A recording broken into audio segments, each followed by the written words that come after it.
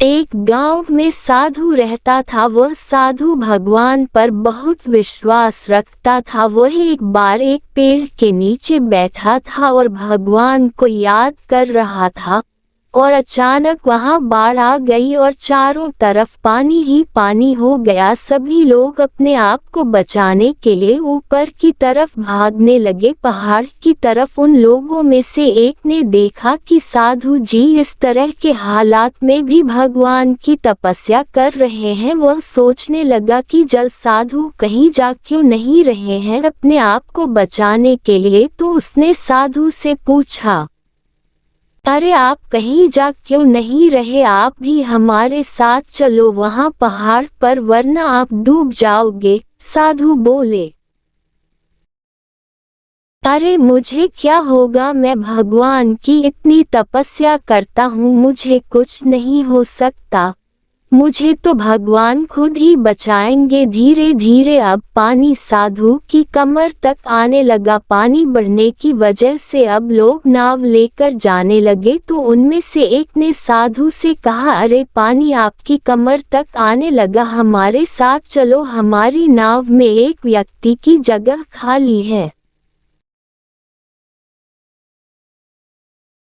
तो साधु बोले, अरे आप जाओ, भगवान मुझे खुद ही बचाएंगे। और वह गांव वाले भी वहां से चले गए। कुछ देर बाद पानी इतना बढ़ गया कि साधु पेड़ पर चढ़ गए। पानी इतना ऊपर तक आ गया था कि अब तो बचाने के लिए ऊपर से हेलीकॉप्टर निकलने लगे। उनमें से एक हेलीकॉप्टर साधु के पास आया, जो कि आखिरी हेलीकॉप्टर था। उस हेलीकॉप्टर से एक आदमी ने नीचे रस्सी फेंकी और साधु से कहा, इसको पकड़ो और जल्दी से ऊपर आ जाओ, वरना आपको डूबना ही पड़ेगा। यह आखिरी हेलीकॉप्टर है और आपके पास कोई रास्ता ही नहीं है बचने के लिए। तो साधु ने कहा, ये रस्सी ऊपर खींच लो और वापस चले जाओ, मुझे अपने भगवान पर पूरा भरोसा है, वह मुझे बचा ही लेगा।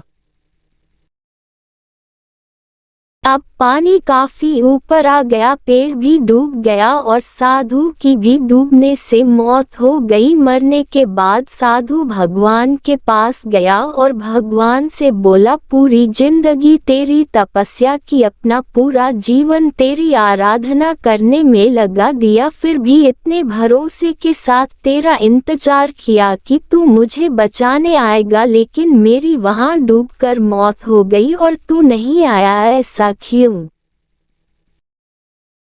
भगवान बोले, मूर्ख इंसान में एक नहीं 3 बार आया था, वह में ही तो था। पहले पैदल, दूसरा नाव पर और तीसरा हेलीकॉप्टर के साथ आया था, लेकिन तू मेरा एक भी अवसर पहचान नहीं पाया और तू पता नहीं किसका इंतजार कर रहा था। इस तरह से हमारी जिंदगी में भी कितने ही मौके आते हैं, लेकिन हम उन सब को ठुकरा कर पता नहीं किस चीज़ का इंतजार कर रहे होते हैं कि पहले वह चीज़ होगी उसके बाद करूँगा। इस तरह करते रहने से, अपनी जिद पर अड़े रहने से वह अवसर भी हमारे हाथ से निकल जाता है।